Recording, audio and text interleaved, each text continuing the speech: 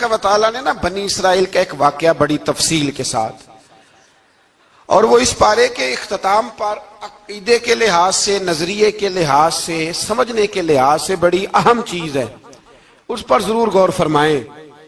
وہ یہ ہوا کہ بنی اسرائیل کے اندر ہمیشہ ایسے ہوتا تھا کہ اللہ تبارک و تعالیٰ ایک پیغمبر اور ایک بادشاہ، بنی اسرائیل کے اندر ہمیشہ نبی اور بادشاہ موجود رہتے تھے۔ ایک وقت ایسا آیا کہ بنی اسرائیل میں کوئی نبی نہیں تھے، اور بنی اسرائیل کا جو اپنا علاقہ تھا نا وہ ملک شام ہے، تو قوم عمالقہ ایک قوم تھی اور بڑے سخت گیر لوگ تھے، انہوں نے بنی اسرائیل والوں کے ساتھ لڑائی کی، جہاد کیا اور انہیں ان کے علاقے سے نکال دیا۔ اور کچھ حضرت یوسف علیہ السلام کے زمانے میں ویسے بھی ایک بہت بڑی تعداد جا کے مصر میں آباد ہو گئی تھی۔ اب یہ ہوا کہ ان کے پاس کوئی بادشاہ نہیں ہے، یہ بار بار دعا کرتے، التجا کرتے ہیں، تو اللہ تعالیٰ نے ایک پیغمبر انہیں عطا کیے جن کے مختلف نام کتابوں میں ہیں۔ صدر الافاضل رحمۃ اللہ علیہ نے تفسیر خزائن العرفان کے اندر ان کا نام حضرت شمویل علیہ السلام لکھا ہے۔ حضرت شمویل علیہ السلام کو اللہ تعالیٰ نے نبوت عطا فرمائی، اور جب حضرت شمویل علیہ السلام اللہ کے نبی ہوئے، بنی اسرائیل والوں کو یقین آیا کہ اللہ نے الحمدللہ ہمیں ایک نبی کے جھنڈے تلے جمع کر دیا ہے، تو پھر انہوں نے کہا کہ آپ ہمارے سامنے ایک بادشاہ بھی مقرر کریں تاکہ ہم اس کی سرپرستی میں جہاد کریں۔ جب انہوں نے یہ بات کی تو اللہ تبارک و تعالیٰ نے حضرت شمویل علیہ السلام کے ذمے لگایا۔ تو ایک اس زمانے میں اللہ کے نیک بندے تھے، جناب طالوت علیہ السلام ان کا نام تھا، تو حضرت شمویل علیہ السلام نے انہیں کہا کہ اللہ کریم نے نا تمہارا بادشاہ طالوت کو بنایا ہے، ان کا نام بھی قرآن مجید نے ذکر فرمایا ہے۔ تو بنی اسرائیل کے لوگ کہنے لگے یہ تو غریب آدمی ہے، وہ بکریاں چرایا کرتے تھے، لیکن علم میں بڑے پختہ تھے، وجود میں بڑے طاقتور تھے، تو کہا کہ یہ تو غریب آدمی ہے، تو ہم تو زیادہ حق رکھتے تھے کہ ہمیں بادشاہ بنایا جائے۔ تو حضرت طالوت علیہ السلام کے بادشاہ بننے کے بعد حضرت شمویل علیہ السلام نے جو بات کی، اللہ کریم نے اسے قرآن مجید میں بیان فرمایا۔ رب فرماتا ہے بسطۃ فی العلم والجسم، اسے اس لیے تمہارا بادشاہ بنایا گیا ہے کہ اسے ہم نے کشادگی دی ہے، علم میں بھی اور جسم میں بھی۔ بڑے ماشاءاللہ موٹے تازے تھے، وجود بڑا طاقتور تھا۔ کچھ موٹے تازے ہوتے ہیں پر طاقتور نہیں ہوتے، موٹے تازے بھی تھے اور طاقتور بھی تھے۔ فرمایا کہ وجود میں بھی طاقت ہے اور علم میں بھی اللہ نے انہیں وسعت عطا فرمائی۔ تو بنی اسرائیل والے کہنے لگے جی نہیں جی کوئی بندہ اور آ جائے، یہ ہمارا بہت بڑا مسئلہ ہے نا جی، ہر ایک کی مرضی کی نہ تو بات ہو سکتی ہے اور نہ ہر بندہ ہر ایک کی مرضی پر پورا۔ کہنے لگے نہیں جی کوئی اور ہونا چاہیے تھا، ہمیں کیسے پتا چلے گا کہ اللہ نے مقرر کیا ہے؟ بڑی خاص بات ہے، اس کو سمجھیے گا، یہ سارا مضمون آپ کو ملے گا اسی پارے کے آخر میں، آپ پڑھیں گے نا جی تو یہ سارا مضمون آپ کو ملے گا، اور آپ اگر سرسری نظر سے بھی اس کا مطالعہ کریں گے نا جا کے قرآن شریف کھول کے 15ویں سے 16ویں رکوع میں، آپ خوش ہوں گے کہ آپ کتنے اچھے نظریے اور عقیدے کے ماننے والے ہیں۔ تو جب کہا نا کہ طالوت کو ہمارا بادشاہ بنایا گیا تو دلیل کیا ہے، تو قرآن کہتا ہے کہ حضرت شمویل علیہ السلام نے فرمایا کہ تمہارا ایک تابوت تھا، ایک صندوق تھا تمہارے پاس، وہ صندوق تمہارا قوم عمالقہ اٹھا کے لے گئی تھی، ان کے بادشاہ ہونے کی دلیل یہ ہے کہ اللہ تمہارا وہ صندوق تمہیں واپس کر دے گا، وہ تمہارا صندوق تمہیں واپس کر دے گا۔ اس صندوق میں کیا ہے؟ وہ حضرت آدم جنت سے ساتھ لے کے آئے تھے، اس میں تھا کیا؟ تو قرآن مجید کہتا ہے کہ اس کے اندر نا حضرت ہارون علیہ السلام اور حضرت موسیٰ علیہ السلام کے تبرکات تھے، تبرکات۔ کل میں ایک مولوی دیکھ رہا تھا بیچارہ، ایک بندہ نا مسجد نبی کے ساتھ غلاف اور شاید کوئی کفن تھا، وہ مسجد نبی کی دیواروں سے مس کر رہا تھا، تو وہ کہہ رہا تھا نہیں اس سے کیا ہوتا ہے، تبرک کوئی چیز نہیں، اچھے اعمال کی وجہ سے بندہ بخشا جائے گا۔ میں نے کہا تو مجھے ملے تو میں تجھے بخاری کھول کے دکھاؤں کہ حضرت عبد الرحمن ابن عوف جنہیں حضور نے قطعی جنتی کہا، حضور کے وجود پر کرتا دیکھ کے کہنے لگے حضور بڑا ہی سونا لگ رہا ہے، تو فرمایا تجھے چاہیے حضور مل جائے تو کیا ہی بات ہے۔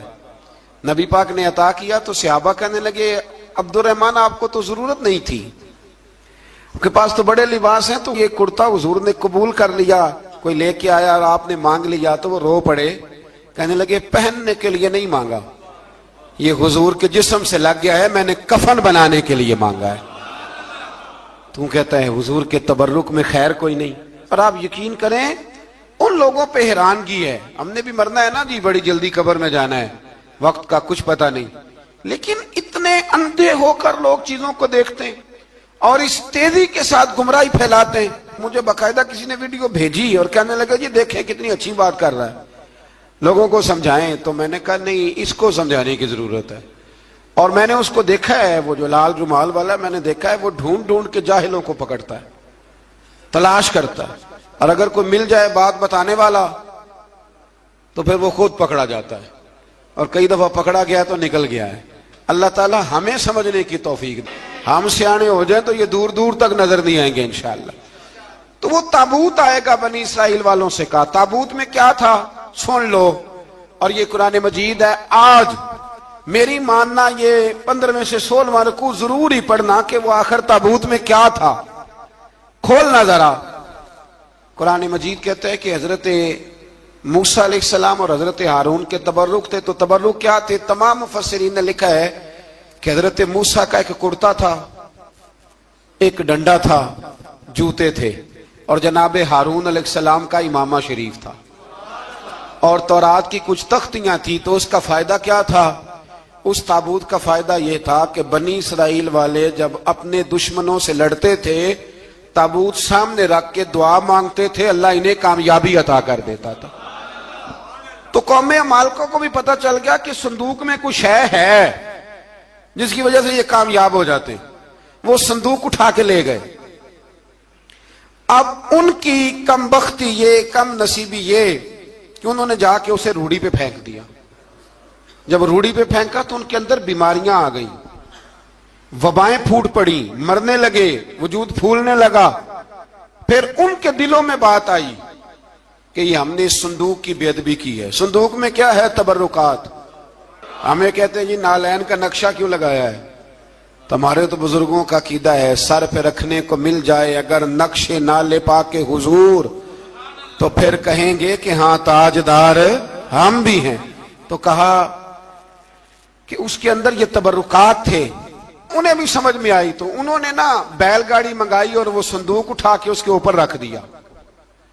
اب کیا ہوا؟ قرآن کہتا ہے کہ فرشتوں نے نا اس صندوق کو وہاں سے اٹھایا۔ مفسرین نے لکھا اس کا معنی یہ بھی ہو سکتا ہے کہ اس بیل گاڑی کو ڈائریکشن پہ لگایا، ادھر سے حضرت شمویل علیہ السلام نے جناب طالوت کو بادشاہ بنا دیا، اور ادھر سے وہ صندوق چل پڑا۔ کہا بھئی ہم ان کو کیسے بادشاہ مانے؟ تو فرمایا بادشاہ اس طرح مانو گے کہ تمہارا وہ صندوق آ جائے گا، اور قرآن کہتے ہیں اس صندوق میں تمہارے دلوں کا سکون ہے، اس میں تمہارے دلوں کا۔ اور بھائی ہماری تو کوشش ہوتی ہے بزرگوں سے کوئی چیز مل جائے، اللہ والوں کا کوئی تبرک ہمارے ہاتھ آ جائے۔ تو وہ صندوق آ گیا، یہ مان گئے۔ اب جہاد کرنے نکلے تو لڑنا تھا جالوت کی قوم کے ساتھ، وہ بڑا سخت آدمی تھا، 3 من سونا اس نے وجود پہ پہنا ہوتا تھا۔ اس کی قوم سے لڑنا ہے، ٹوپی بڑی تگڑی پہنی ہوتی تھی لوہے کی۔ اب کون لڑے؟ ایک نوجوان تھے جن کا نام تھا داؤد علیہ السلام، وہ بھی بکریاں چرایا کرتے تھے۔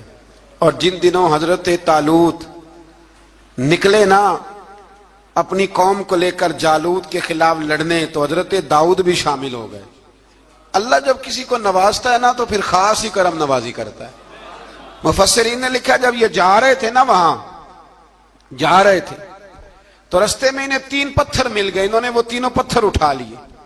اس زمانے میں پتھر پھینکنے کے لیے چھوٹی چھوٹی لوگوں کے پاس چیزیں ہوا کرتی تھی، اس کو کوپھن بھی لوگ کہتے تھے، منجنیق، اس کو سامنے رکھ کے پھر بنائی گئی۔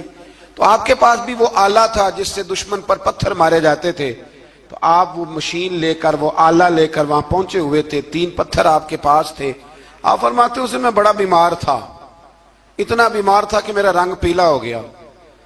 اب وہ جالوت کے سامنے کوئی نہیں جاتا تھا، تو جناب طالوت کہنے لگے کہ جو جالوت کو مارے گا نا، یعنی ان کے بادشاہ کو، اس قوم کے، تو میں اسے اپنی آدھی سلطنت بھی دے دوں گا اور اپنی بیٹی کا نکاح بھی اس کے ساتھ کر دوں گا. دیکھیں اللہ نوازتا ہے تو کس انداز میں نوازتا ہے.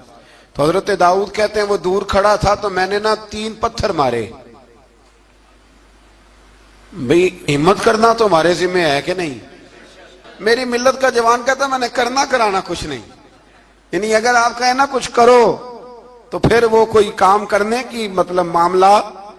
وہ مجھے کل ایک سنگی کہہ رہے تھے, کہنے لگے جی اللہ کے فضل سے کچھ بھی نہیں کرنا پڑا, مرشد نے نظر کر دی. میں کہا میں ملن گے تو میں انہوں نے سمجھاواں گا کہ کچھ کرا کے نظر کریا کرو, کیونکہ میرے وہ دوست ہیں, میں انہیں جانتا ہوں. نظر میں بڑا کچھ ہوتا ہے لیکن اللہ بھی تو بندے پہ بڑی نظر رحمت کرتا ہے نا.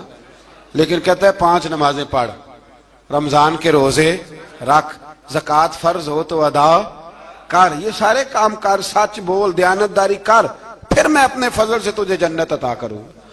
تو یہ جو رویہ ہم نے بنایا یہ درست نہیں. تو فرماتے ہیں 3 پتھر میں نے مارے, اللہ نے اتنا فضل کیا کہ وہ بھی مر گیا, اور اسے چھو کے میرے پتھر آگے بڑھے تو اس کی فوج کے 30 آدمی بھی مر گئے. 3 پتھروں سے 31 بندے اللہ نے مار دیے. فرماتے اس لیے کہ ہاتھ میرے تھے اور طاقتیں میرے رب کریم کی تھی. تو حضرت داؤد علیہ السلام کے حصے میں جناب طالوت کی صاحبزادی بھی آئی, آدھی سلطنت بھی آئی. کافی سال حضرت طالوت حیات رہے, پھر ان کا وصال ہو گیا تو ساری سلطنت حضرت داؤد کو ملی, اور پھر اللہ تبارک و تعالیٰ نے انہیں نبوت بھی عطا فرمائی. یہ دنیا میں واحد پیغمبر ہیں جو بیک وقت نبی بھی تھے اور بادشاہ بھی تھے. اور پھر اللہ نے فضل فرمایا, انہوں نے بڑی بڑی فتوحات کی. اور پھر حضرت داؤد کے صاحبزادے کا نام حضرت سلیمان علیہ السلام, پھر ان کے صاحبزادے کا نام حضرت. تو یہ ہوا کیسے؟ یہ سارا کچھ اللہ تبارک و تعالیٰ کے فضل سے ہوا, اس کے کرم سے ہوا. اب اس واقعہ سے ہمیں کیا پتا چلتا ہے؟ ہمیں یہ پتا چلتا ہے کہ رب جب فضل فرمائے نہ کسی پہ بھی, تو ہمیں اس بندے کو دیکھ کے راضی ہونا چاہیے, کوئی شکوہ نہیں کرنا چاہیے. اور دوسری بات یہ سمجھ لینا چاہیے کہ حکومتیں, مال, دولت یہ صرف سیاستوں سے نہیں ملتی, یہ خدا کے فضل سے ملتی. اور یہ بھی سمجھ لینا چاہیے کہ جو بزرگوں کے تبرکات ہوتے ہیں ان کی کیا ہی بات ہوتی ہے. ایک بڑی خوبصورت حدیث ہے, سنیے گا. حضرت ابو سعید خدری رضی اللہ تعالیٰ عنہ حدیث کے راوی ہیں, بخاری میں موجود ہے. ارشاد فرماتے ہیں کہ ہم ایک سفر پہ تھے, واپس آ رہے تھے, ایک جگہ رات کو قیام کیا, سونا تھا, بستی تھی. بستی کے لوگوں نے نہ کھانا پوچھا نہ پانی پوچھا, کوئی ضیافت نہیں کی. آدھی رات کا وقت آیا تو ایک بندہ دوڑا دوڑا آیا, کہنے لگا ہمارے سردار کو بچھو نے کاٹ لیا ہے, تم میں سے کوئی بندہ دم درود کر لیتا ہے؟ تو ایک صحابی کہنے لگے کر تو لیتے ہیں, پر تم نے چونکہ ہمیں کھانا پانی تک نہیں پوچھا, تم اگر دم کراؤ گے تو مفت نہیں کریں گے. بخاری پڑھ رہا ہوں, پیسے لگیں گے. کتنے پیسے؟ بکریوں کا ایک ریوڑ پورا. شارحین نے لکھا 40 بکریاں. کنے دما دیاں؟ اور بھائی اس سے کوئی بندہ جواز نہ لے کہ پیسے لینے جائز ہیں, اس سے جواز نہ حاصل کرے.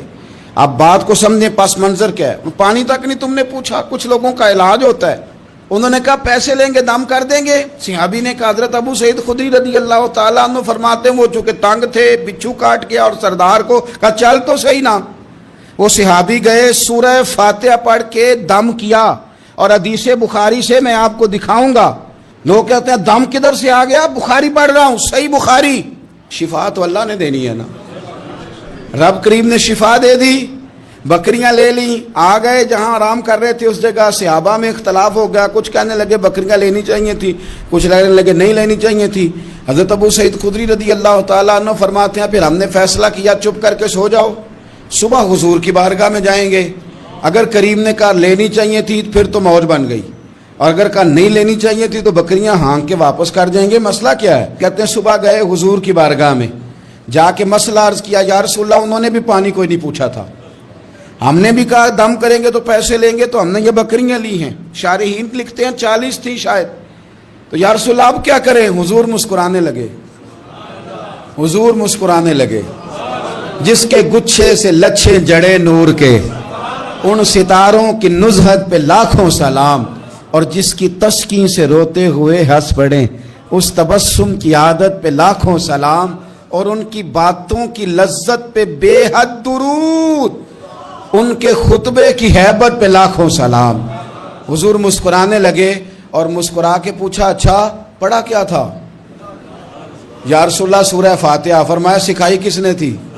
کہا یا رسول اللہ آپ نے۔ فرمایا پھر آدھی بکریاں میری ہیں آدھی تمہاری ہیں، پر میرا حصہ نکالو نا بھائی۔ حضرت عائشہ صدیقہ رضی اللہ تعالیٰ عنہ فرماتی ہیں میں نے نبی پاک صلی اللہ تعالیٰ علیہ وآلہ وسلم کو نا مرز وصال تک دیکھا ہے، حضور کے وصال تک، کہ حضور قرآن پاک کی آخری 2 سورتیں پڑھ کے سورت فلق اور ناس اپنے ہاتھوں پہ پھونکتے تھے پھر جسم پہ ملتے تھے۔ قرآن پاک میں شفا ہے۔ اب تو لوگوں نے دم درود کو نا اس کو بڑا ہلکا سا کام سمجھ لیا۔ ویسے بھی یہ عاملوں کے ہتھے چڑھ گیا، ملنگوں کے ہتھے چڑھ گیا، کاروبار بن گیا، تجارت بن گئی۔ ورنہ قرآن پاک کی آیات پڑھی جائیں تو حضور نے فرمایا سورہ فاتحہ میں شفا ہے، اس میں کرم ہے۔ یہ چیزیں جو بڑی ہمارے لیے سود مند تھی، فائدہ مند تھی، ہم چھوڑ گئے۔ میرے نبی کریم علیہ الصلوۃ والسلام نے مصلی سے دل لگانے کا درس دیا، حضور نے توجہ دلائی۔ صحابہ اس ذوق کے حامل لوگ تھے، وہ کوشش کرتے تھے۔ جناب صدیق اکبر رضی اللہ تعالیٰ عنہ کا عبادت کا مزاج ہمیشہ قائم رہا۔ حضرت عمر فاروق ساری رات اللہ کے حضور کھڑے رہے۔ حضرت عثمان غنی رضی اللہ تعالیٰ عنہ عشاء کی نماز پڑھ کے 2 رکعتوں کی نیت باندھتے تھے، 15 سپارے پہلی رکعت میں پڑھ دیتے تھے اور 15 سپارے قرآن مجید کے دوسری رکعت میں پڑھ دیتے تھے۔ آپ نے نا حضرت عمر فاروق کے وصال کے بعد ان کی ایک بیوہ سے نکاح کیا، حضرت عثمان غنی نے نکاح کیا۔ وہ خاتون آپ کے نکاح میں آئیں تو عرض کرنے لگی امیر المومنین میرے لیے اعزاز تو بہت ہے کہ میں امیر المومنین کی بیوہ تھی تو امیر المومنین کی منکوحہ ہو گئی ہوں، لیکن حضور نہ تو میں جوان ہوں کہ میرے اندر رغبت ہوتی اور نہ میں اب اس قابل ہوں کہ کوئی خدمت کر سکوں، میرے ساتھ نکاح کی وجہ کیا بنی؟ تو عثمان غنی رو پڑے، فرمانے لگے میں نے عمر فاروق کو مسجد میں اپنے رب سے ڈرتے ہوئے دیکھا ہے، میں نے اسے روتے ہوئے دیکھا ہے، عدل کرتے دیکھا ہے، انصاف کرتے دیکھا ہے، امت کی خیر خواہی کرتے دیکھا۔ تمہارے ساتھ نکاح اس لیے کیا ہے کہ تم مجھے یہ بتاؤ کہ عمر فاروق گھر کے اندر اپنے رب کو کیسے راضی کرتے تھے، گھر کے اندر کیسے راضی کرتے تھے، وہ طریقے بتلاؤ، تم بتاتی جانا اور میں بھی اسی طرح گھر میں عبادت کروں۔ میرے رسول کریم علیہ الصلوۃ والسلام نے ارشاد فرمایا، حضور فرمانے لگے جس گھر میں اللہ کا ذکر ہوتا ہے وہ گھر زندوں کا ہے، اور جس گھر میں رب کریم کا ذکر نہیں ہوتا وہ گھر زندوں کا نہیں ہے۔ گھر نا ہم نا کتابوں میں پڑھتے ہیں کہ ایک بزرگ کہتے ہیں، حضرت فضیل بن عیاض کہتے ہیں کہ میں ایک گلی سے گزر رہا تھا تو گھر کے اندر کسی قاری صاحب نے قرآن کی آیت پڑھ دی وَلِمَنْ خَافَ مَقَامَ رَبِّهِ جَنَّتَانِ، میں میرے کانوں سے ٹکرائی تو اللہ نے میری کایا ہی پلٹ دی، میں توبہ کر گیا۔ اب گھر کے اندر سے آواز آئے تو صحیح نہ تلاوت کی، پر اندر سے آواز آتی نہیں، یا ڈیک بجنے کی آواز آتی ہے، یا ٹی وی چلنے کی آواز آتی ہے، یا دھوم مچانے کی آواز آتی ہے۔ عبادت کا وہ جو خاص شوق تھا، وہ جو حسن تھا، وہ جو توانائی تھی، وہ جو بات تھی۔ ایک جگہ پہ ہم بیٹھے تھے تو وہاں ایک صاحب آئے اور انہوں نے آتے ہی کہا کہ مہربانی کریں ذرا مجھے مصلی دے دیں، میرے نہ کچھ نفل رہ گئے۔ تو میں نے وضو کر لیا تو کوئی مصلی مل جائے، مصلی انہیں دے دیا گیا، وہ مصلی لے کے چلے گئے تو پیچھے ایک صاحب نے تبصرہ کیا، کہنے نے کتنا ریاکار بندہ ہے، لوگوں کو دکھا رہا ہے کہ میں نفل پڑھتا ہوں، ہے کوئی بات کرنے والی؟ میں نے اسے کہا تو مہربانی کرنا اس طرح کی ریاکاری تو بھی کر، پکڑ مصلی اور جا تو بھی تھوڑی ریاکاری کر کے آ، اٹھ ذرا، شکر کر کوئی یہ ریاکار بھی ملا ہے، کوئی نفل پڑھ کے ریاکاری کر رہا ہے۔ اللہ کا میں کہتا ہوں کو پڑھے تو صحیح نہ، یا یہ کوئی دور ہے نفل پڑھنے کا؟ اس میں تو لوگوں کا مزاج ہی نہیں، طبیعت ہی نہیں۔ میں نے کہا چل مہربانی کر یہ لے مصلی اور تو بھی جا تھوڑی سی یا کاریا ریاکاری کرو تو صحیح نا، مزاج ہی نہیں، ذوق۔ جمعے کی نماز پڑھ کے یوں دنیا بھاگتی ہے، او ہو پتہ نہیں کون سی پیچھے آگ تھی جو بجھائی جائے گی، اور آج تک لوگ مسئلہ پوچھ رہے ہیں کہ جمعے کی بعد والی سنتیں کتنی ہوتی ہیں۔ میں نے کہا کتنے سال ہو گئے جمعہ پڑھتے، کتنے سال ہو گئے، ابھی تک سنتوں کا نہیں پتا، ابھی تک نہیں علم کے پہلے کتنی رکھتے ہیں اور بعد میں کتنی رکھتے ہیں۔ فجر کی سنتیں کب پڑھنی چاہیے؟ سنو فجر کی سنتوں کے بارے میں۔ میرے رسول کریم سید عالم صلی اللہ تعالی علیہ وسلم سے ایک صحابی نے پوچھا تھا حضور میری فجر کی سنتیں رہ گئیں یا رہ جاتی ہیں تو حکم کیا ہے؟ کیا انداز ہے حضور کا؟ بخاری مسلم کے لفظ سنو، حضور سید عالم صلی اللہ علیہ وسلم فرمانے لگے، اس نے کیا پوچھا تھا، حضور جواب کیا دیتے ہیں؟ فرمایا فجر کی سنتیں کبھی نہ چھوڑنا، فجر کی پہلی 2 سنتیں کبھی نہ چھوڑنا۔ یا رسول اللہ صلی اللہ تعالی علیہ وسلم میری رہ گئی ہیں، رہ جاتی ہیں۔ فرمایا فجر کی 2 سنتیں نہ چھوڑنا، فرمایا فجر کی پہلی 2 سنتیں مجھے دنیا اور دنیا کے اندر جو کچھ ہے وہ سب سے زیادہ پیاری ہے۔ فجر کی 2 سنتیں دنیا اور دنیا میں جو کچھ ہیں مجھے وہ سب سے زیادہ پیاری ہیں، اس لیے فجر کی سنتیں نہ چھوڑنا۔ اپنا ذوق، اپنی طبیعت، ہم نے نا ذوق غلط بنا لیا ہے۔ اگر 20 بندے کہہ بھی دیں گے تو نے بڑی شاندار تلاوت کیا تو کیا اس سے بنے گا؟ 100 بندہ کہہ بھی دے تیری کیا بات ہے، کیا بات ہے نعت خاں کی، کیا بات ہے علامہ صاحب کی، پیر صاحب کی، پیر مہر علی شاہ صاحب رحمت اللہ علیہ۔ آپ تشریف فرما تھے تو آپ کے ایک ہی بیٹے بابو جی جن کو کہا جاتا ہے، جس دن صاحبزادے پیدا ہوئے تو خادم نہ وہاں سے نکلا۔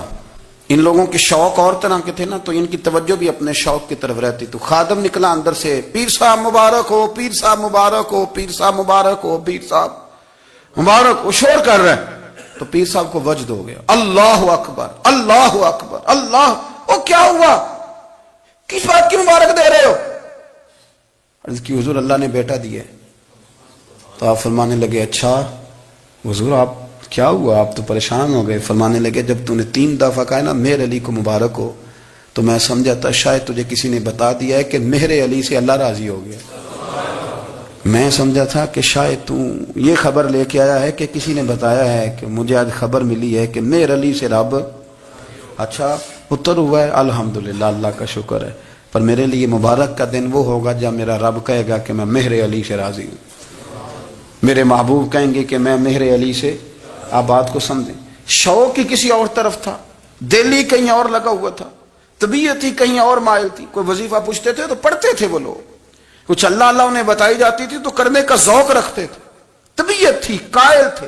حضرت ربیع کہتے ہیں میں بڑی دور سے سفر کر کے گیا حضرت اویس کرنی سے ملنے، بڑی دور سے، اور جب میں پہنچا تو فجر کا وقت تھا، تو حضرت اویس کرنی کو میں نے پا لیا، تو وہ نماز پڑھ کے نا قرآن شریف لے کے بیٹھ گئے۔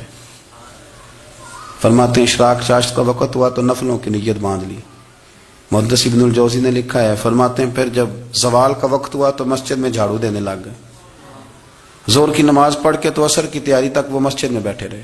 اور میرے نبی پاک علیہ السلام نے فرمایا جو نماز کے انتظار میں بیٹھا ہو وہ نماز ہی میں ہے، وہ نماز ہی میں ہے۔ فرمایا میری دنیا میری امت کی جو رہبانیت ہے نا وہ اتنی ہے کہ نماز کا انتظار کرے، اذان کے بعد نماز کا یہ راہب ہے، یہ اس وقت چھوڑ کے بیٹھے ہیں سارا کچھ۔ فرماتے ہیں عصر تک انہوں نے اللہ اللہ کی، پھر مغرب تک کی، عشاء کی نماز ہوئی تو نماز پڑھی تو وہ تھک گئے، اب مجھے وہ فارغ ہوں مصلی چھوڑے تو میں ملاقات کروں نا۔ یہ آپ حیران نہ ہو کہ اتنی دیر بندہ کیسے اللہ اللہ کر، ہم نے کی نہیں نا اس لیے ہم پریشان ہیں، جو عادی ہوتے ہیں وہ کر بھی لیتے ہیں، وہ یہ کام۔ میری بات کی سمجھ آ رہی ہے؟ جب جاتے ہو کسی دفتر میں تو 8 گھنٹے کھڑے رہ لیتے ہو نا، مجبوری ہوتی ہے تو کھڑے رہا جا سکتا ہے۔ پاسپورٹ کے دفتر بولیے، امیگریشن کی لائنوں میں، اور میں نے تو امبیسیوں میں بندے 12 گھنٹے پہلے جا کے کھڑے دیکھیں، رہ لیتے ہیں کھڑے۔ تو اگر ان کاموں کے لیے رہا جاتا ہے تو اللہ رسول کے لیے بھی کھڑے رہا جا سکتا ہے۔ تو فرمانے لگے کہ جب عشاء کی نماز کے بعد آخر انسان تھے، تھک گئے، نیند کا غلبہ ہوا تو تھوڑی ایسے آنکھ بند ہوئی تو کھلی تو رونے لگے۔ حضرت ویسے کرنی رو کے کہنے لگے مالک مجھے غافل تو نہ کر، ابھی میں نے کیا بھی کچھ نہیں، دن ختم ہو گیا، کوئی نفل نہیں، کوئی اللہ اللہ نہیں، اللہ مجھے غافل نہ کر، میری مدد فرما۔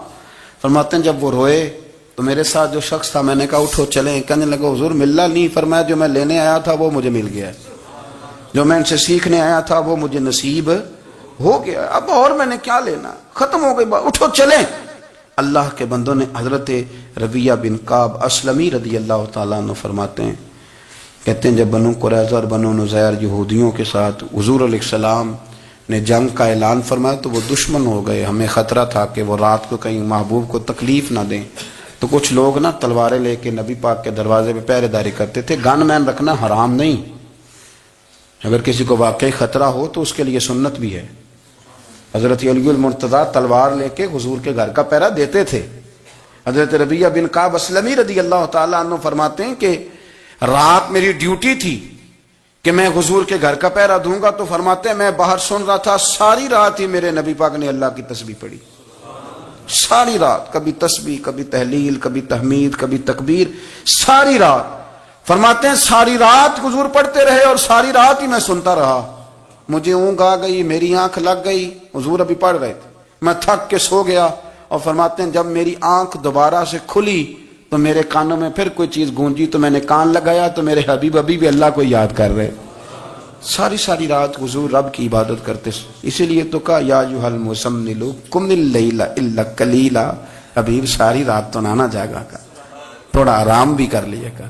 میرے بھائی اپنا مصلی، اپنی عبادات، اپنے وظائف، اللہ اللہ جو آپ نے کسی سے سیکھی ہے اس کو کبھی کمزور نہ ہونے دیں۔ شجرہ شریف جو کسی بزرگ سے آپ لے لیتے ہیں تو کیا رسم ہے کوئی؟ اس پہ کچھ لکھا ہوتا ہے، وہ پڑھنے کے لیے دیا جاتا ہے، اس پہ لکھا ہوتا ہے کہ یہ اللہ اللہ آپ نے کرنی ہے۔ ساری زندگی کسی اسکول میں داخل ہو گئے اور وہاں جا کے آپ نصاب ہی نہ پڑھیں، کتاب ہی نہ کھولیں تو پاس ہو جائیں گے؟ تو کہتے ہیں میں 20 سال جاتا رہا ملا کچھ نہیں، تو آپ نے لیا کیا ہے؟ ایک اتنی سی کتاب تھی، اس کو تو کھول کے آپ دیکھ نہیں سکے، اس کے وظائف تک تو رسائی نہ ہوئی، اس لیے کہ اللہ اللہ کرنا مشکل ہے اور تصویر کھنچانا یہ آسان کام ہے۔ تو جو آسان ہے اس طرف ہماری توجہ لگی رہتی ہے اور جو مشکل ہے اس طرف ہم ذوق پیدا نہیں کرتی۔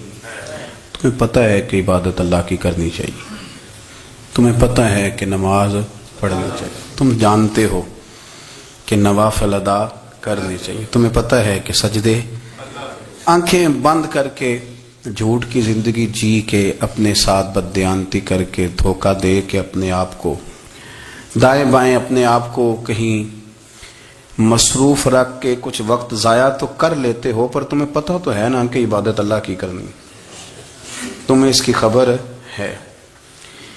فرمایا اس رب کی، دیکھیں نا انسان پر اگر کوئی شخص نیکی کر دیتا ہے، احسان کر دیتا ہے، تو انسان اس کے سامنے پھر گردن نہیں اٹھا سکتا، یار یہ میرے مشکل وقت کا دوست ہے، اس نے میرے ساتھ نیکی کی ہے، کبھی بھی گردن نہیں اٹھائے گا، جھکا کے رکھے گا۔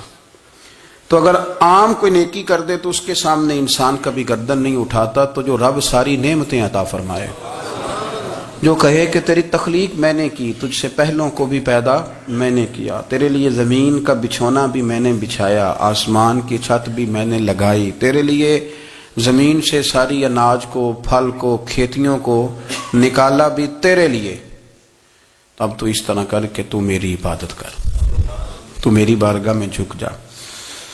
بہت سارے نشے لوگوں کو لگے ہوئے ہوتے ہیں، ہر آدمی کوئی نہ کوئی نشہ کرتا ہے، کوئی دولت کا کرتا ہے، کوئی شہرت کا کرتا ہے، کوئی اپنی تعریف کا نشہ کرتا ہے، 2-4 لوگوں سے تعریف سن کے مطمئن ہو جاتا ہے۔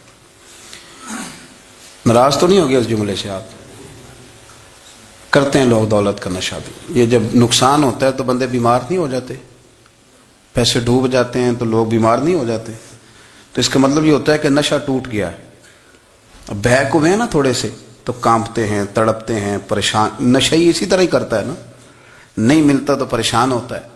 یہ سارے نشے ہیں، مختلف قسم کا نشہ۔ اب مانتے نہیں اس بات کو، تسلیم نہیں کرتے، کیونکہ تسلیم کرنا بڑا مشکل کام ہے، اس کے لیے تو بڑی ساری چیزیں جو ہیں وہ دبوچ کے اور بڑی سارے رستے پھلانگ کے آنا پڑتا ہے، تو بڑا مشکل ہے ماننا، ورنہ کرتے ہیں ہم، ہمارا مزاج ہے۔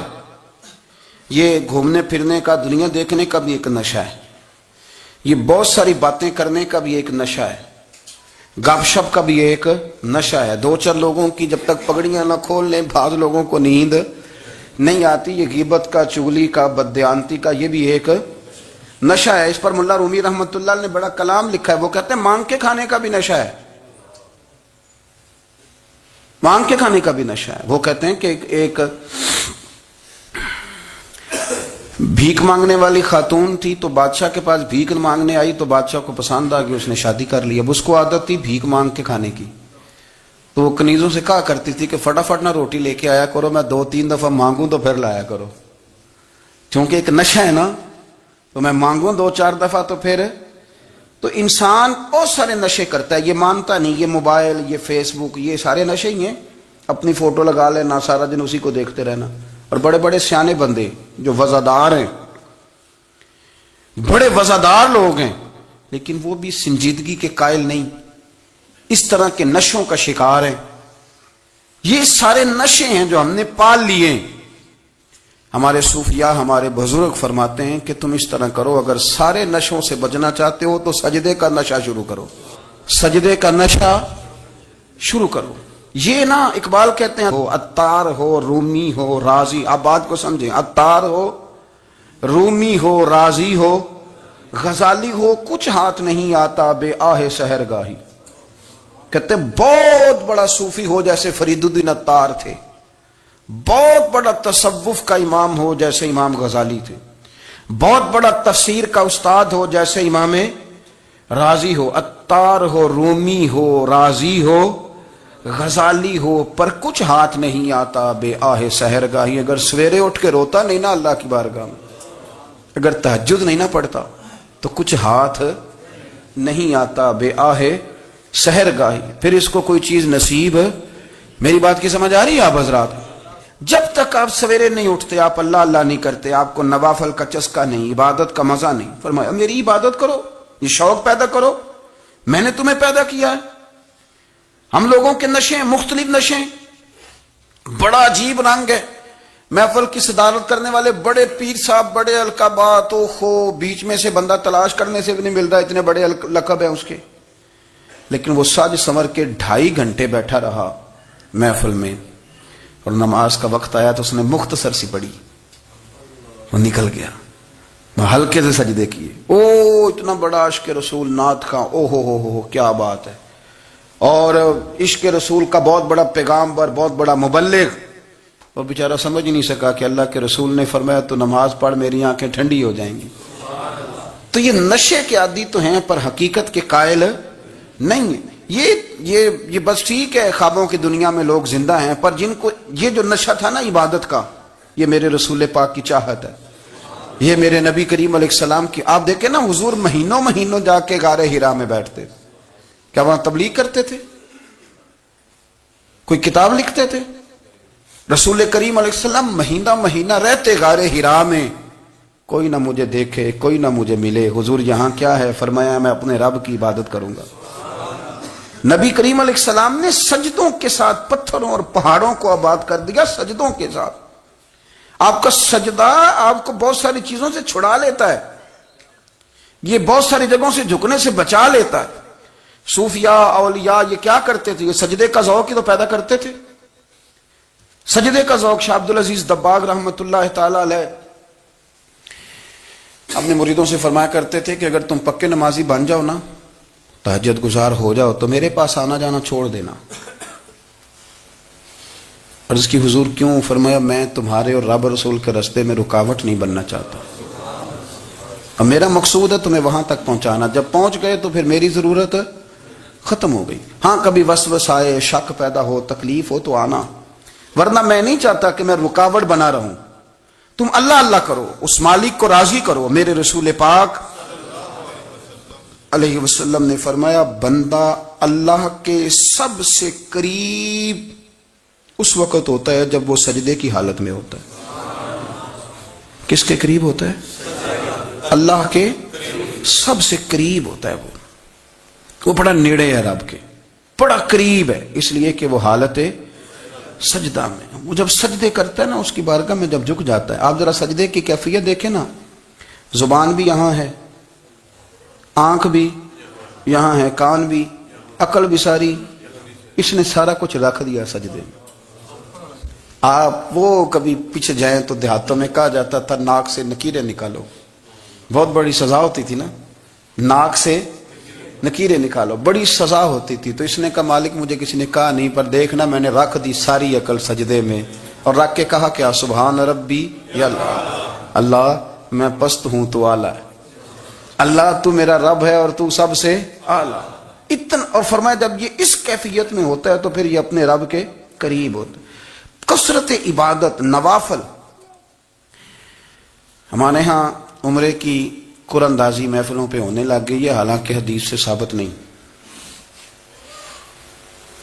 میں دوستوں سے کہتا ہوں جائز ہے، کرنی چاہیے، عمرے کی قرآن اندازی جائز ہے، پر کسی حدیث میں نہیں آئی کہ قرآن اندازی کرو عمرہ کرو. حدیث میں قرآن اندازی یہ آئی ہے کہ نبی پاک علیہ السلام نے فرمایا تمہیں پتہ چل جائے نا پہلی صف کا ثواب کتنا ہے، تم قرآن اندازی کرو. عمرے کی قرآن اندازی کا تو پوسٹر چھپتا ہے، تو یہ والی قرآن اندازی کب ہونی ہے؟ ہونی چاہیے کہ نہیں؟ حضور نے فرمایا تمہیں پتہ چلے کہ اس کا ثواب کتنا تو تم قرآن اندازی کرو، تم قرآن ڈالو۔ جب آپ نماز پڑھ رہے ہوتے ہیں، جب آپ کا مصلی آباد ہوتا ہے، صلاح الدین ایوبی ایک بزرگ سے ملاقات ہو گئی، بیت المقدس پر قبضہ تھا عیسائیوں کا، تو صلاح الدین بڑے پریشان تھے۔ بابا جی کہنے لگے پتر کیا ہوا؟ کہنے لگے حضور پتہ چلا ہے دشمن کے 2 بحری بیڑے اسلحہ لے کے آ رہے ہیں، مسلمان پہلے ہی کمزور ہیں، اور اب اگر 2 بحری بیڑے اور آ گئے تو حضور مسئلہ بن جائے گا۔ تو میں پریشان ہوں کہ کس طرح یہ کم مسئلے والی ہماری فوج ہے کیسے مقابلہ کرے گی۔ تو بابا جی کہنے لگے پتر اس طرح کرنا، آج رات تو بھی دعا کرنا اور میں بھی کروں گا، تو بھی دعا کرنا، آپ ناراض نہ ہونا، ہم تو پیروں والے ہیں، ہم تو پیروں کے نوکر غلام ہیں، ہمارا تو گزارا ہی نہیں، ہمیں تو ملتا ہے سارا کچھ وہاں سے۔ پر میرا سوال یہ ہے کہ تعویذ لینے جاتے ہو نفل کیوں نہیں پڑھتے؟ رات اللہ اللہ کیوں نہیں کرتے؟ یہ بھی تو ہمارے بزرگوں کا ہی طریقہ ہے، انہوں نے تو ہمیں سکھایا ہے۔ صلاح الدین ایوبی سے بزرگوں نے کہا کہ رات آج نا اللہ اللہ کرنا، تو میں تیرے لیے دعا کروں گا، تو بھی دعا کرنا۔ تو بندہ جب دکھی ہوتا ہے تو سجدہ کرتا ہے، تو پھر ہی تو مصلی بھیگ جاتا ہے، پھر ہی تو مزہ آتا ہے۔ سکھی بندہ تو کعبے جا کے نہیں روتا، دکھی تھے، تکلیف تھی، تو سر رکھا سجدے میں تو تڑپ گئے۔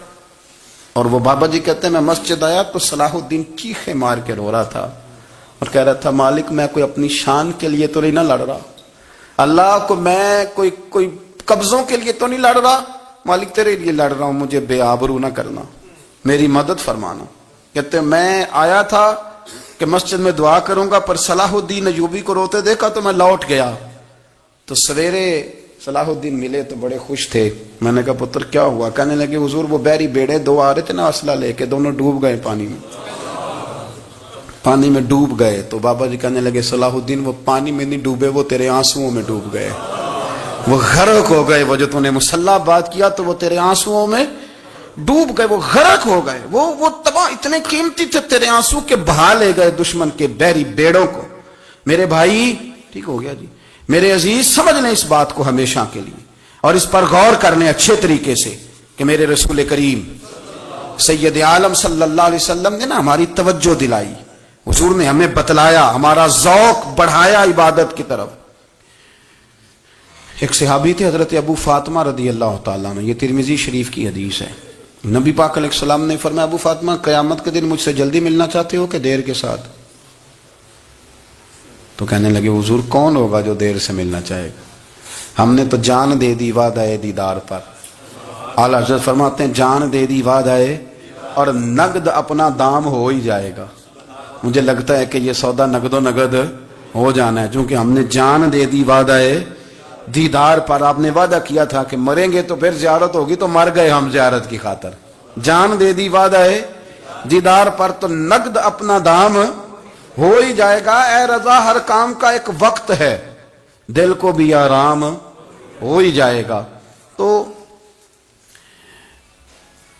حضرت ابو فاطمہ رضی اللہ تعالیٰ عنہ سے نبی پاک صلی اللہ علیہ وسلم نے فرمایا جلدی ملنا چاہتے ہو کہ دیر سے؟ اس کی حضور فٹافٹ ملنا ہے، میں نے قیامت کے دن آپ سے جلدی ملنا ہے۔ تو نبی پاک علیہ السلام نے فرمایا پھر اس طرح کرنا، دنیا میں رہ کے سجدے زیادہ کرنا، پھر سجدے زیادہ کرنا، قیامت میں ملاقات جلدی ہو جائے گی، قرب ملے گا تمہیں۔ اپنے بچوں کے اندر دیکھیں نا، ہم شوق پیدا کرتے ہیں، ہمیں صحیح لفظ نہیں بولنے آتے پر ہم بچوں میں شوق پیدا کرتے ہیں کہ پتر ڈاکٹر بن جائے گا تو بڑا نفع کرے گا، تو لوگوں کی خدمت کرے گا، ملک و ملت کی خدمت کرے گا، تیرے ابا کا نام روشن ہوگا، تیرے دادا کی تعریفیں ہوں گی۔ ہم یہ ذوق پیدا کرتے ہیں۔ ہم اپنے نوجوانوں کے اندر یہ فکر پیدا کرتے ہیں، انہیں ہم سمجھاتے ہیں کہ میاں جب تم پڑھو گے، محنت کرو گے تو فلاں آدمی کی طرح تمہارا نام ہوگا۔ یہ جتنا ذوق ہم بچوں کے اندر ان چیزوں کا پیدا کرتے، ہمیں حکم ہے کسی طرح ہم ذوق پیدا کریں کہ پتر نماز پڑھے گا تو اللہ راضی ہو جائے گا، تو سجدہ کرے گا۔ دیکھیں نا میرے رسول کریم علیہ السلام نے فرمایا 7 سال کے بچے کو مسجد لے کے جاؤ، یعنی اسے شوق دلاؤ، اس کے اندر یہ خاصیت پیدا کرو کہ اس کا دل کرے مسجد میں جانے کا، اس کے اندر یہ خصوصیات لاؤ کہ وہ ہمارے ہاں نا ہر چیز کو پروموٹ کیا جا رہا ہے، ہر چیز کو، یعنی سر سنگیت سکھانے کے لیے اکیڈمیاں بن گئی ہیں، ہر شے پروموٹ ہو رہی ہے۔ عبادت کا جذبہ کم ہوتا جا رہا ہے، اللہ اللہ کا ذوق ہمارے اندر نہیں رہا، اور اتنا مشکل ہم نے اپنے لیے بنا لیا ہے کہ وہ بندہ جو بڑی زبردست مذہبی گفتگو کر رہا تھا اور تگڑی بات کر رہا تھا، کیا بات ہے، لیکن نماز کے بارے میں کمزوری دکھا جاتا ہے، نوافل کے بارے میں وہ چپکے سے نکل جاتا ہے۔ امام احمد بن حنبل رحمۃ اللہ تعالی علیہ، مسند امام احمد بن حنبل 14 جلدوں میں ہے مارکیٹ میں، اور مجھے تو خیر پسند ہی بڑی ہے، میں نے تو کئی دفعہ پڑھی ہے، اور کیا بات ہے امام احمد بن حنبل کی، کیسے تگڑے قسم کے محدث تھے، اور اللہ نے کتنا انہیں اعزاز عطا فرمایا ہوا تھا۔ یہ کوڑے بھی کھاتے تھے دین کی خاطر، سارا کرتا لہو سے بھر بھی جایا کرتا تھا، بڑا اعزاز والا شخص تھے، بڑے اعزاز والے، حدیثیں جمع کرنا، حدیثیں لکھنا، حدیث پڑھانا، سارا دن رہتے تھے، کہہ سکتے تھے کہ میں کر تو رہا ہوں کام، اور حدیث بھی موجود ہے کہ عالم عابد سے افضل ہوتا ہے، پر اس کے باوجود امام احمد بن حنبل رحمۃ اللہ علیہ 300 نفل فرض نمازوں کے علاوہ پڑھا کرتے تھے، 300 نوافل روز پڑھا کرتے تھے۔ ان کے بیٹے نے کہا ابا جی مکان خریدنا ہے تو کوئی جگہ کہاں کر کے لوں، بہت ساری آبادیاں، تو فرمایا پتر وہاں لینا جہاں مسجد قریب ہو۔ میرے رسول کریم سید عالم صلی اللہ علیہ وسلم اتنا پسند کرتے مسجد کو، اتنا پسند کرتے نماز کو، کہ رسول کریم صلی اللہ علیہ وسلم تہجد کی نماز بھی پڑھتے، پھر حضور فجر کی نماز بھی پڑھتے، نبی پاک وتر کو الگ کر کے پڑھتے، عشاء کے ساتھ نہیں پڑھتے۔ یہ تو ہم اس لیے اجازت دی ہمارے بزرگوں نے کہ بعد میں اٹھے گا کون علیحدہ وتر پڑھنے کے لیے، عشاء کے ساتھ پڑھ لے، وتر پڑھتے، تہجد پڑھتے، فجر پڑھتے، اشراق پڑھتے، چاشت پڑھتے، پھر مغرب کی نماز کے بعد 6 رکعت اوابین پڑھتے، پھر رات کو صلاۃ اللیل پڑھتے۔ سیدہ عائشہ صدیقہ کہتی ہیں زمانہ سو جاتا اور میرے رسول مصلی بچھا کے کھڑے ہو جاتے، او یار کھیتی باڑی کر کے نہیں، محنت مزدوری کر کے نہیں، جناب عائشہ کہتی ہیں میں یہ بھی دیکھتی کہ حضور ایک آیت شروع کرتے تو ساری رات اسی کو پڑھتے، اور میری نظر جاتی تو قدم مبارک پہ ورم آ جاتا۔ یار نماز پڑھ پڑھ کے، اتنی مشقت کر کے، اتنی جد و جہد کر کے ورم آ گیا، یا رسول اللہ اتنی محنت کیوں کرتے ہو؟ فرمایا افلا اکون عبدا شکورا، کیا میں اپنے رب کا شکر گزار بندہ نہ بنوں؟ صحابہ کا ذوق عبادتوں کا، ریاضتوں کا، تلاوتوں کا، طبیعت ہے ان کی، وہ ایک دوسرے کو، حضرت مولا علی شیر خدا کرم اللہ تعالی وجہہ الکریم کے زمانے میں روم کے بادشاہ نے کہا یار یہ مسلمانوں کا پتہ تو کرو، یہ آخر کیوں اتنے زیادہ مجاہد ہیں؟ اس زمانے میں جاسوس بھیجنے کا مزاج تھا، اب تو جاسوس پکڑا جاتا ہے، اب تو جاسوس اور جاسوسی کا شوق ویسے آج بھی ہے۔ عرض کروں تھوڑی سی بات اس عنوان سے، پتہ کیا ہمارا مسئلہ ہے؟ ہم جہاں جاتے ہیں نا وہاں تھوڑی خوشبو سونگنے کی کوشش کرتے ہیں، وہ کیا ہے تو یہ کیا ہے تو ادھر کیا ہے تو تھوڑا سا ادھر کیا ہے۔ میرے رسول پاک پڑھیے درود شریف، سارے پڑھیے ذرا زور سے، صلی اللہ تعالی۔ نبی پاک علیہ السلام نے فرمایا جاسوسی نہ کرنا ورنہ تم بندوں کو خراب کر دو گے، اور فرمایا اس طرح نہ ہو کہ تم کسی کے آپ کھول نہ نکلو تو تمہارے پہلے کھل جائیں۔ یہ جو ذوق ہے نا یہ ختم کریں، چھوڑیں، مطلب آپ کس چکر میں پڑے ہوئے ہیں، اتنی زیادہ توجہ کرنے کی کیا ضرورت ہے؟ اپنے کام سے کام رکھیں، اس میں بندہ تھوڑا سا نا آسان رہتا ہے۔ یہ جو بہت زیادہ ٹٹولنے والے لوگ ہوتے ہیں نا وہ بےچارے پھر عمر ٹٹولتے ہی گزار دیتے ہیں، اس لیے کہ مزاج ہی بہت پکا ہے، بوری کا منہ کھول کے اندر تک ہاتھ ڈالنا، تو پھر کئی دفعہ سامنے سے بچھو بھی لڑ جاتا ہے، خرابی ہوتی ہے۔ تو جاسوسی کی جاتی تھی، اس نے بھی جاسوس بھیجے، کیونکہ قبیلوں کے لوگ تھے، کچھ مسلم کچھ کافر، پہچانے نہیں جاتے تھے لوگ، تو کچھ لوگ اس نے بھیجے، انہوں نے آ کے نا تحقیق کی، ریسرچ کری کہ آخر ماجرا کیا ہے، تو واپس جا کے انہوں نے رپورٹ دی نا روم کے بادشاہ کو۔ اس رپورٹ کا ایک جملہ بڑا شاندار ہے، وہ کہنے لگا بادشاہ ہمیں مسلمانوں کی کوئی سمجھ نہیں آئی، ہمیں کوئی سمجھ نہیں آئی۔ انہوں نے کہا بھی کیوں نہیں سمجھ آئی؟ کہنے لگے یار عجیب بندے ہیں، جب رات مصلی پہ بیٹھتے ہیں تو یوں لگتا ہے ان کا دنیا سے رشتہ ہی کوئی نہیں، کوئی کسی کو نہیں جانتا، کوئی اپنے دکھ سنا کے رو رہا ہے، وہ اپنی بات کر کے رو رہا ہے، لگتا ہے کہ ان کا کوئی رشتہ ہے ہی نہیں جب مصلی پہ بیٹھتے ہیں۔ اور فرمایا جب سویرے یہ جہاد کرنے نکلتے ہیں تو لگتا ہے ان سے زیادہ دلیر ہی کوئی نہیں، حالانکہ جو مسلوں پہ رونے دھونے کے لوگ ہوتے ہیں وہ کئی دفعہ جہاد میں کام نہیں کرتے، لیکن عجیب لوگ ہیں کہ رات کے راہب ہیں، دن کے مجاہد ہیں، کوئی سمجھ نہیں آتی۔ میرے عزیز ان لوگوں نے مصلی آباد کر کے رکھا، تلاوتیں ان کا ذوق رہی، منظر روز پڑھنا، اسباق پڑھنا، وظائف پڑھنا، یہ ان کا ذوق رہا. اعلیٰ حضرت بریلوی رحمت اللہ نے 1000 کتاب لکھی ہے، لیکن الوظیفۃ الکریمہ کے نام سے جو وہ صبح و شام وظائف پڑھتے تھے وہ الگ انہوں نے ان کو بیان کیا. پابندی کے ساتھ اپنی اللہ اللہ کرتے تھے. شیخ شہاب الدین سہروردی رحمت اللہ علیہ پر ایک بندے نے اعتراض کیا. اس نے کہا جی آپ کس قسم کے صوفی ہیں، مرید بیٹھے ہیں اور آپ وہاں نفل پڑھ رہے ہیں.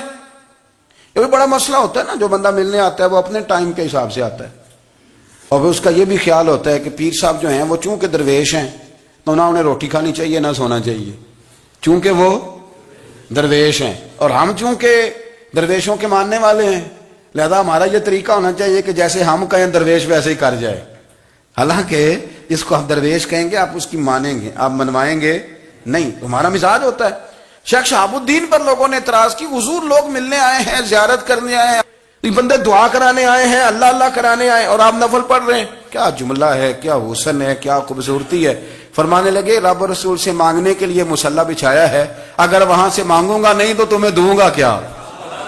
پہلے مجھے کچھ لے تو لینے دو، اگر میرے پلے کچھ ہے ہوگی تو آگے دوں گا نا. تو میں مانگنے گیا تھا کہ یا اللہ دے، تیرے بندے لینے آئے ہیں، دے تو میں کچھ لوں گا تو آگے دوں گا نا. لیکن ہمارا یہ سٹیٹس، یہ مزاج، یہ شعور نہیں ہے. گپیں، کہانیاں، داستانیں، گفتگو، خطابت، واز، کیا بات. لیکن اگر کچھ کرنے کا کام ہو تو وہ نہیں ہم سے ہوتا. تبارک و تعالیٰ نے قوموں پہ عذاب نازل کیا، اور قرآن مجید فرقان حمید نے ان قوموں کے تذکرے بیان فرمائے. بھائی کس لیے بیان کیے؟ کہ ہم عبرت حاصل کریں، ہم یہ غور کر لیں کہ یہ کام ہم نے نہیں کرنا، اس کام سے ہم نے بچنا ہے. ہم نے غور کرنا ہے کہ یہ چیز ہمارے اندر. لوگ کہتے ہیں نہیں جی نہیں، ہم پہ یہ عذاب نہیں آئے گا. بالکل نہیں آئے گا، اس میں شک نہیں. پر اللہ نے بیان کس لیے کیا تھا؟ بیان کیا قرآن مجید معاذ اللہ کسی ایسی چیز کا بیان کرتا ہے جس کی ضرورت نہ ہو؟ قرآن پاک نے ایک ایک حرف ایسا بیان کیا جس کی مسلمان کو ضرورت تھی. 15 کچھ لوگوں نے 950 سال لکھا ہے نا، اعلیٰ حضرت نے لکھا ہے 1500 سال عمر ہوئی حضرت نوح علیہ السلام. اللہ تعالیٰ بندے کو جلدی سزا نہیں دیتا، بلکہ قرآن مجید میں ایک جگہ رب کریم اس طرح بھی فرماتا ہے کہ جب بندے مجھے بھول جاتے ہیں تو میں ان کے لیے نعمتوں کے دروازے کھول دیتا ہوں. بندہ سمجھتا ہے کہ میں کچھ تو ہے نا کہ میرے اندر، کہ میں جدھر جاتا ہوں خیر ہی خیر ہو جاتی ہے. وہ سمجھتا ہے کہ میری عقل ہے، حالانکہ اللہ اسے ڈھیل دیتا ہے. اللہ اسے ڈھیل دیتا ہے. گناہوں کی سزا کے 3 طریقے ہیں. ایک ہے متنبع کرنا، تنبیہ کرتا ہے اللہ، بندہ متنبع ہو جاتا ہے، یہ اللہ کا بہت بڑا احسان ہوتا ہے. ایک ہوتا ہے مہلت دینا، اور ایک تیسرا ہوتا ہے اللہ خفیہ تدبیر کرتا ہے. تھوڑا سا سمجھیے گا، انسان پر کوئی آزمائش آئی، فوراً اس کی چھٹی اس نے کہا کہ وہ فلاں جگہ غلطی کی تھی تب ایسا ہوا ہے. ہوتا ہے نا کئی دفعہ آواز آتی ہے نا اندر سے، چلیں بول دیں کچھ نہیں ہوتا آپ کو. اللہ جانتا ہے یہاں کوئی کچھ نہیں کہے گا آپ کو. اور ہماری تو ویڈیو بھی نہیں گھومتی، یعنی خبر بھی نہیں ہو کہ کس نے ہاں کر دی کس نے نہ کر دی. آپ بغیر ٹینشن کے بات چیت کریں، آج کچھ نہیں ہوتا انشاءاللہ تعالی. آتی ہے اندر سے آواز. میں آپ سے اس لیے ان چیزوں کی تصدیق کراتا ہوں کہ باقیوں کو بھی آتی ہے کہ نہیں، اس لیے تصدیق. کبھی کوئی کسی جگہ انسان پریشان ہوتا ہے تو محسوس کرتا ہے کہ وہاں مجھ سے ہوتا ہے نا جی. جس کو یہ نصیب ہو جائے بڑا خوش نصیب آدمی ہے. حضرت مولا علی فرماتے ہیں اگر تجھے دنیا میں سزا مل گئی تو تو بچ گیا ہے، سمجھ پھر اللہ کرم کرے گا، آخرت میں سزا نہیں دے گا. اور یہ یاد رکھ لے، وما اصابکم من مصیبت فبما کسبت ایدیکم ویعفو عن کثیر. اللہ فرماتا ہے دنیا میں تجھے جو بھی تکلیف پہنچتی ہے وہ تیرے ہاتھوں کے کرتوتوں کی وجہ سے پہنچتی ہے. ویعفو عن کثیر، فرمایا کثیر گناہ تو میں ویسے ہی معاف کر دیتا ہوں. یہ جو تیری زندگی میں دکھ ہے نا، یہ بھی میری قلیل سزائیں ہیں. یہ کثیر پر سزا، یہ قلیل ہے قلیل. یہ جو تمہاری زندگی میں تکلیفیں، انسان کو سزا ملتی. حضرت فضیل بن عیاض رحمت اللہ تعالی علیہ گھوڑے پہ بیٹھے تھے، گھوڑا شرارت کرنے لگ گیا، اچھلنے لگ گیا، کودنے لگ گیا. تو حضرت فضیل بن عیاض نیچے اترے، ایک کونے میں جا کے نماز کی نیت باندھ لی، 2 رکعت نماز پڑھی، پھر دیر تک استغفار پڑھتے رہے، روتے رہے، دعا کرتے رہے. واپس آئے، خادم عرض کرنے لگے حضور سمجھ نہیں آئی، گھوڑے نے تھوڑی سی شرارت کی، وہ بدکا ہے، آپ نے اس کو چھوڑا ہے اور چھوڑ کر کے آپ نماز میں لگ گئے۔ تو حضرت فضیل بن عیاض فرمانے لگے جب بندہ اللہ کی نافرمانی کرتا ہے نا تو جو چیزیں اس کی فرما بردار ہوتی ہیں وہ اس کی نافرمانی کرنے لگ جاتی، تو مجھے